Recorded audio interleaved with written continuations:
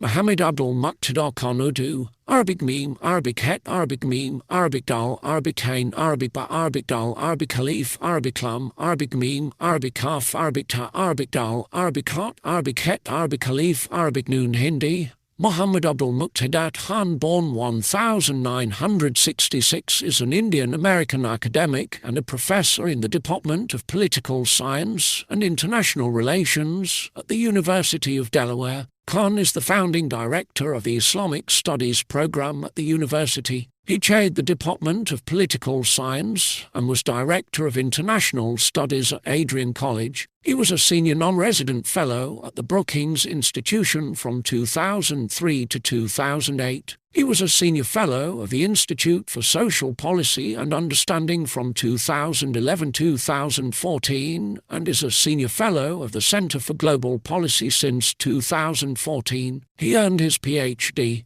in International Relations, Political Philosophy and Islamic Political Thought from Georgetown University in May 2000. Of Indian origin, Khan, born in Hyderabad, is a proponent of change in the treatment of women in some Islamic societies. He identifies as traditional and liberal. Khan advocates independent thinking and says that it is the inability of Muslims to sustain a dialogue with time and text which sometimes makes Islamic teachings appear anachronistic or intolerant. Khan has testified at hearings hosted by the U.S. Senate Foreign Relations Committee and the U.S. House Armed Forces Committee. A fellow of the Institute for Social Policy and Understanding, he has been the president, Vice President and General Secretary of the Association of Muslim Social Scientists. In October 2008, Khan received the Sir Sid Ahmed Khan Award for Service to Islam from Aligarh Muslim University. He maintains two websites, which archive his articles,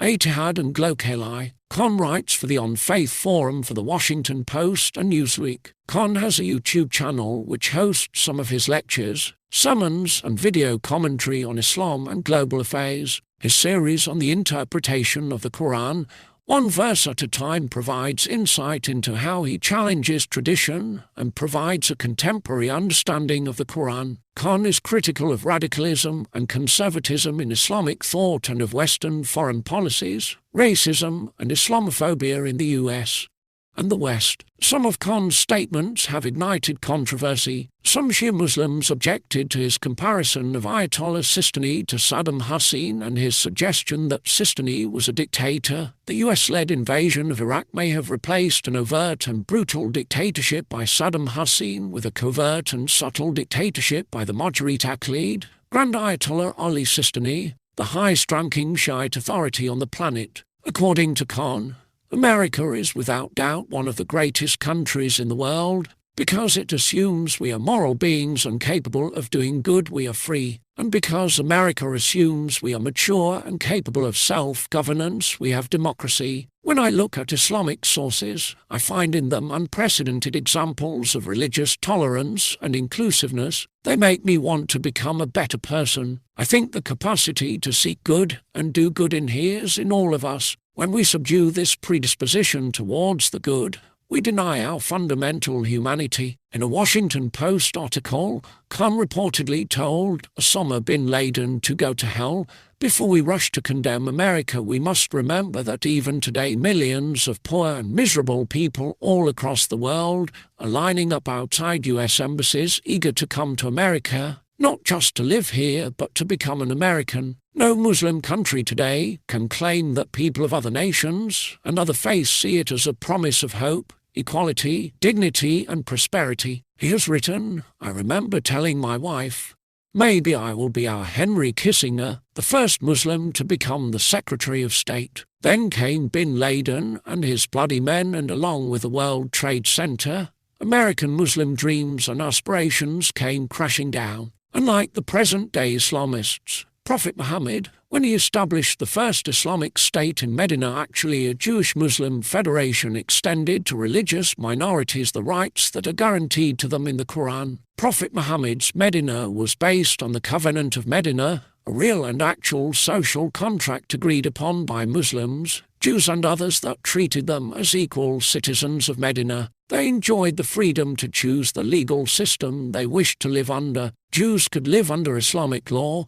or Jewish law, or pre-Islamic Arab tribal traditions. There was no compulsion in religion even though Medina was an Islamic state. The difference between Medina and today's Islamic states is profound. The state of Medina was based on a real social contract that applied divine law, but only in consultation and with consent of all citizens, regardless of their faith. But contemporary Islamic states apply Islamic law without consent or consultation, and often through coercion. It is a sad commentary on contemporary Islamists that while democracy is a challenge to contemporary Islamic states, it was constitutive to the first Islamic state in Medina established by the Prophet of Islam. In his latest book Islam and Good Governance, a political philosophy of Ihsan, he advances a political theory based on Sufi philosophy.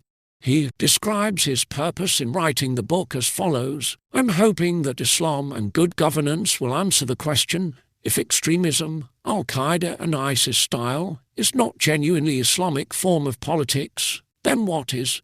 Islam and good governance articulates an approach to governance that departs radically from the Islamist goal to impose Sharia Islamic laws using the coercive tools of the state on its citizens. I advocate an approach to governance based on Ihsan to do beautiful things that privileges love over law and freedom of religion and thought over imposed adherence of religious mores. Most importantly, I privilege process good governance over structure Islamic state."